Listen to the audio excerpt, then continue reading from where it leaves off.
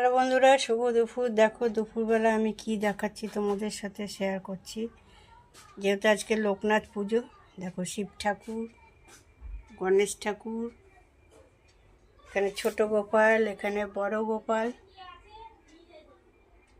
এখানে দেখো আমার মা লক্ষ্মী, এই হলো আমার গুরুদেব অনুকূল ঠাকুর, এই হলো তারা মা, এই হলো বাবা লোকনাথ, হলো জগন্নাথ। এই হলো আমার সব ঠাকুর। আর ঠাকুরকে দেখো আজকে ভোগে কি দিয়েছি। এখানে আছে দেখো আম, কলা, মিষ্টি। এই হলো আজকে ঠাকুরের ভোগ।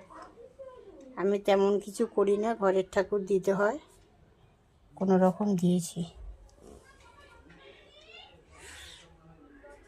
কেমন লাগছে দেখে?